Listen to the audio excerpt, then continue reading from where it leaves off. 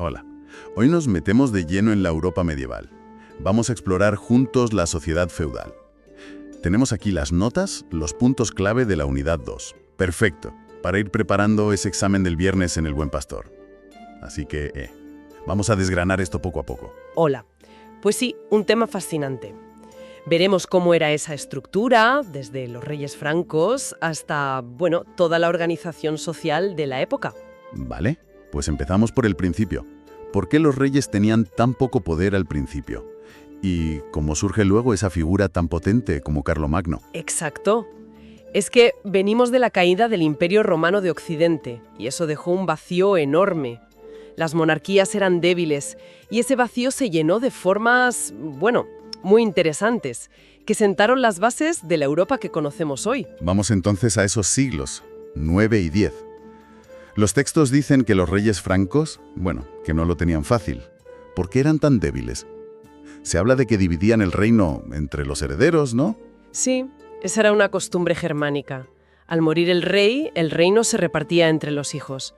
Y claro, eso llevaba a la fragmentación. Cada generación, el poder más diluido. Imposible consolidar algo grande a largo plazo. Claro.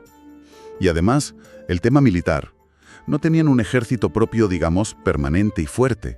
Dependían de los nobles y sus ejércitos privados. Totalmente. Imagínate la situación. Necesitas a los nobles para la guerra, pero al mismo tiempo quieres controlarlos. Era complicado. Y encima, sin poder cobrar impuestos eficazmente en las tierras de esos mismos nobles, vaya panorama. Pues sí. Los recursos eran muy limitados para la corona. Por eso tenían que recurrir a otras cosas, a lazos más personales. Como los matrimonios concertados, ¿verdad? Casar a sus hijos con las familias nobles para asegurar lealtades. Exacto. Buscar vínculos personales fuertes. Y otro detalle importante. No había una capital fija. La corte se movía con el rey. La familia, los guerreros, los consejeros. Todos viajando. Aunque existía la curia, o consejo real, ¿no? Para ayudar. Sí, una especie de consejo asesor, pero sin una sede fija. La administración era, bastante rudimentaria y difícil de centralizar. Y con este cuadro de debilidad real, ¿quién se aprovecha? Los mayordomos de palacio, ¿no? Eso es. Estos funcionarios, que en teoría estaban al servicio del rey, empezaron a acumular un poder tremendo. El poder real, vamos. Y aquí, destaca una figura clave, Carlos Martel. Carlos Martel, el de la batalla de Poitiers. El mismo. Su victoria contra el ejército musulmán en el 732 es un hito. No solo frenó la expansión islámica hacia el norte desde la península ibérica, sino que consolidó enormemente el prestigio de su familia, los carolingios. Preparó el terreno para su nieto. Carlomagno. Aquí es donde la historia da un vuelco, ¿verdad? Porque él sí que consigue unificar un territorio enorme. Impresionante. Sometió a los sajones, que fue durísimo, conquistó el reino lombardo en Italia, creó la marca hispánica en el noreste de la península, unificó un montón de territorios. Y no solo militarmente, impuso el cristianismo. Sí. Su proyecto era político y religioso. Quería restaurar algo parecido al Imperio Romano de Occidente, pero cristiano. Una ambición enorme, un poco como Justiniano en Bizancio, pero en Occidente. Y el culmen es la coronación en Roma, ¿no? El día de Navidad del año 800. Nacía el Imperio Carolingio, el primer gran intento de unificar Occidente bajo una autoridad imperial cristiana desde Roma. ¿Y cómo organizó ese imperio tan grande? ¿Puso la capital en Aquisgrán? Sí, Aquisgrán fue el centro. Y luego dividió el territorio. Creó los condados, que eran como provincias alrededor de una ciudad, con un conde al frente. Y en las fronteras, las marcas. Eso es. Zonas más militarizadas para la defensa, con un marqués al mando. Una estructura bastante lógica para intentar controlar todo aquello. Pero aún así, parece que Carlomagno no se fiaba del todo de sus condes y marqueses. Pues no. Y por eso creó los missi dominici, los enviados del Señor. Eran inspectores, normalmente un laico y un clérigo, que viajaban por el imperio vigilando a los funcionarios locales. Un intento de control desde el centro. Interesante ese sistema de control. Pero claro, mantener unido todo eso. Una tarea casi imposible. Tras Carlomagno, su hijo Luis el Piadoso lo mantuvo unido a duras penas, pero cuando él murió, sus 3 hijos, pues se pelearon. Carlos el Calvo, Luis el Germánico y Lotario. Las típicas luchas entre hermanos por la herencia, pero a escala imperial. Exacto. Y eso debilitó todo muchísimo. Al final, firmaron el Tratado de Verdún en el 843. Un tratado clave, ¿verdad? Porque divide el imperio. Fundamental. Oficializa la división, a grandes rasgos. Carlos el Calvo se quedó con la parte oeste, lo que sería Francia, Luis el Germánico con la este, la base del futuro Sacro Imperio, y Lotario con el título imperial una franja central, la Lotaringia. Que además duró poco, ¿no? Esa franja central. Muy inestable. Lotario murió pronto y en el 870 sus tierras se las repartieron sus hermanos. Así que el gran imperio de Carlomagno pues se fragmentó definitivamente. Y esa fragmentación, esa debilidad de los reyes, que vuelve, nos lleva a la siguiente etapa. Nos lleva de cabeza, porque esa división, esa debilidad, coincide con un nuevo periodo de mucha inseguridad. Hacia el siglo X, principios del XI, nuevas invasiones. Más invasiones. Si ya estaban divididos y peleados entre ellos, vaya momento. ¿Quiénes llegaban ahora? Pues mira, las fuentes hablan de 3 grupos principales que sembraron el pánico. Por el norte. Los vikingos o normandos. Esos mismos, navegantes y guerreros temibles desde Escandinavia. Atacaban costas, subían por los ríos, llegaron a Inglaterra, fundaron Normandía en Francia, incluso llegaron al sur de Italia. Estaban por todas partes. Y por el este, los magiares. Sí, los magiares o húngaros, jinetes nómadas de las estepas asiáticas. Sus incursiones a caballo por Europa Central eran devastadoras. Al final se asentaron en Hungría. Y por el sur, los sarracenos, piratas musulmanes del norte de África. Exacto. Asolaban las costas del Mediterráneo, Italia, Francia, las islas, un acoso constante. Entonces, vikingos por el norte, magiares por el este, sarracenos por el sur. Europa estaba rodeada. Totalmente. Imagina el clima de miedo. La gente pensaba que era el fin del mundo, un castigo divino. Las crónicas de la época reflejan auténtico terror. Y esa inseguridad constante es clave para entender lo que viene después. El feudalismo. Porque si el rey no te protege, buscas protección en otro sitio. Justo. Los campesinos, la gente común, buscaron refugio en los nobles locales. Los que tenían castillos, los que tenían guerreros, podían ofrecer algo de seguridad. Pero claro, esa protección no era gratis. Ni mucho menos. A cambio, los campesinos tenían que trabajar para el señor, entregarle parte de su cosecha, someterse a su autoridad. Muchos perdieron su libertad, se convirtieron en siervos. Ligados a la tierra y al señor. ¿Y entre los propios nobles qué pasaba? ¿Y entre los nobles y el rey? Ahí se consolida el pacto de vasallaje. Es un sistema de relaciones personales muy importante. ¿En qué consistía exactamente ese pacto? Era un acuerdo, un vínculo personal, que se formalizaba en una ceremonia, el homenaje. Un noble, el vasallo, juraba fidelidad y ayuda militar a otro noble más poderoso, su señor o al rey. Vale, el vasallo jura lealtad y luchar por su señor. ¿Y qué recibe a cambio? Recibe un feudo, normalmente tierras con sus campesinos, para que el vasallo pudiera vivir, mantenerse como guerrero, caballo, armas y cumplir su promesa de ayuda militar. El feudo era la base económica de todo esto. Entendido. Entonces esas tierras del feudo las trabajaban los campesinos, muchos de ellos siervos. Correcto. Y el sistema se complicaba, porque un noble podía ser vasallo de un rey, pero a la vez ser señor de otros nobles más pequeños que le habían jurado vasallaje a él. Se creaba una red, una pirámide de lealtades personales. Una red compleja. Y dentro de un feudo concreto, ¿cómo se organizaba la tierra, el día a día? Pues mira, el feudo o señorío tenía como 2 partes principales. Por un lado, la reserva señorial. La parte del señor, digamos. Exacto. Las mejores tierras cuya producción era para el señor. Ahí solía estar el castillo. Esas tierras las trabajaban los siervos, gratis, como parte de sus obligaciones. También estaban ahí los prados para el ganado del señor, los bosques. Que los campesinos no podían usar libremente, ¿no? ¿Necesitaban permiso? Eso es.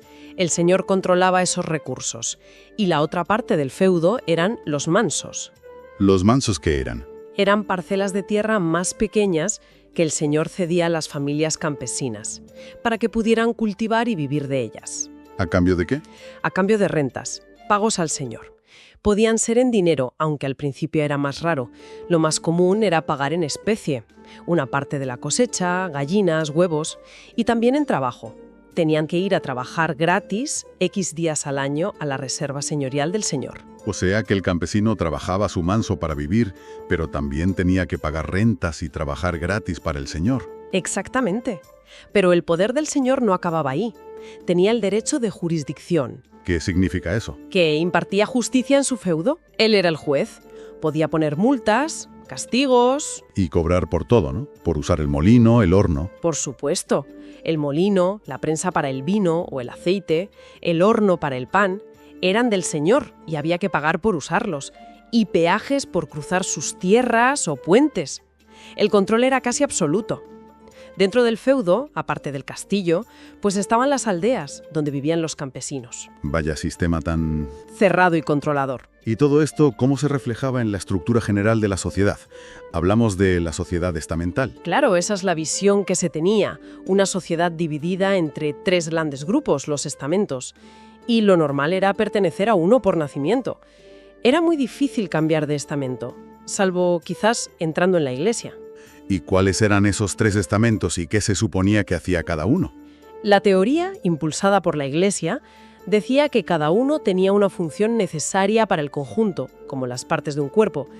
Estaban los que combatían, los que rezaban y los que trabajaban. Los que combatían. La nobleza.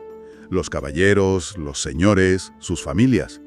Su función era defender a todos. Eso es, los bellatores. Luego los que rezaban, el clero. Obispos, sacerdotes, monjes, monjas. Su función, rezar por la salvación de todos, guiar espiritualmente. Los oradores. Y el tercer grupo, la inmensa mayoría. Los trabajadores. Los laboratores. Principalmente campesinos, pero también artesanos, comerciantes. Su función era producir todo lo necesario para vivir. Exacto. La base que sostenía todo lo demás. Vamos a fijarnos un poco más en los campesinos. Hemos dicho que no todos eran iguales. Estaban los siervos y los libres. Sí, esa es la gran división. Los siervos eran muchísimos. Estaban atados a la tierra del Señor, no podían irse sin permiso. Necesitaban permiso para casarse, para dejar herencia. Tenían que hacer trabajos gratis para el Señor, incluso tareas domésticas. Su condición se heredaba. A cambio, el Señor les daba protección y un trozo de tierra, el manso, para que pudieran sobrevivir. Y luego los campesinos libres, los villanos. Ellos conservaban su libertad personal. Podían, en teoría, moverse, casarse con quien quisieran, tener propiedades. También trabajaban un manso y pagaban rentas al señor del feudo donde vivían, pero no estaban atados como los siervos. Si tenían suerte y les sobraba cosecha después de pagar, podían venderla. Pero tanto siervos como libres pagaban el diezmo, ¿verdad? Sí, eso era para la iglesia. Aproximadamente 1/10 parte de la cosecha y del ganado. Un impuesto religioso muy importante. Bien, pasemos a la nobleza. Su mundo era la guerra, el caballero a caballo. Totalmente. Ser caballero era caro. Necesitabas caballo, armadura, armas. La formación empezaba de niño. Primero eras paje, luego escudero de otro caballero, aprendiendo el oficio. Y al final, si tenías valía y dinero, te armaban caballero en una ceremonia. ¿Y su obligación principal? Ir a la guerra cuando les llamara su señor o el rey. Formaban parte de su mesnada. Exacto. Y en tiempos de paz, ¿qué hacían? Pues entrenarse y divertirse. Torneos, justas, que eran como combates simulados, y mucha caza. La caza mayor era un privilegio de nobles. Y los matrimonios, como decías antes, concertados por las familias para hacer alianzas. Y claro, ser noble se heredaba. Por supuesto, era una condición de nacimiento. Y nos queda el tercer estamento. La iglesia y el clero. ¿Qué poder tenían? Inmenso. En todos los sentidos. La cabeza era el Papa, el obispo de Roma, y el clero se dividía en 2 grandes ramas, El clero regular. que eran los monjes y monjas. Vivían en monasterios o abadías, siguiendo una regla, como la de San Benito, dedicados a rezar, estudiar, copiar libros, trabajar, apartados del mundo, ¿Y el clero secular? que vivían en el siglo, mezclados con la gente. Los sacerdotes de las parroquias, los obispos que controlaban una diócesis, arzobispos, cardenales, Los obispos, sobre todo, tenían muchísimo poder. Eran como señores feudales también. El poder de la Iglesia era brutal, entonces. Uf, sí. Político. Los papas influían en reyes, mediaban en guerras, coronaban emperadores. La excomunión era un arma terrible. Económico. Eran los mayores terratenientes de Europa. Monasterios, catedrales. Tenían feudos enormes, siervos, cobraban rentas y además el diezmo de todos. Y cultural e ideológico. Controlaban la educación, el conocimiento en los monasterios, el calendario, las fiestas. La vida entera de la gente estaba marcada por la religión. Totalmente. Daban sentido a todo. E incluso tenían poder militar. Organizaban ejércitos por la fe. El ejemplo más claro, las cruzadas. Las expediciones para conquistar Tierra Santa, a partir del siglo XI. Exacto. La Iglesia estaba en todas partes, impregnaba cada aspecto de la vida medieval. Es algo fascinante de entender. Bueno, pues creo que hemos repasado bastante bien todo, ¿no? La debilidad inicial de los reyes, el imperio de Carlomagno y su división, las invasiones y la inseguridad, el sistema feudal con vasallos y feudos y la sociedad estamental. Nobles, clero y trabajadores, sobre todo campesinos y siervos. Una base sólida para entender esta época y para el examen del viernes. Exacto. Hemos cubierto los puntos clave que aparecen en las fuentes. Yo creo que da una buena visión general. Y para terminar, quizá una reflexión, algo para darle una vuelta. Hemos pintado una sociedad muy rígida, donde nacer marcaba tu destino. Pero, ¿era tan así? Buena pregunta, porque la historia nunca es tan simple. Y ahí lanzó la idea. Aunque las reglas parecían fijas, había grietas. ¿Podía la gente, un siervo buscando un poco de libertad, un noble con ambición, un comerciante que empezaba a prosperar, un clérigo listo, encontrar maneras de moverse un poco, de mejorar su situación o incluso de desafiar, aunque fuera un poquito, ese orden tan establecido? ¿Existía alguna posibilidad de cambio o estaba todo escrito en piedra? Muy interesante, para seguir pensando. Pues con esta pregunta en el aire, cerramos nuestro análisis de hoy sobre la sociedad feudal.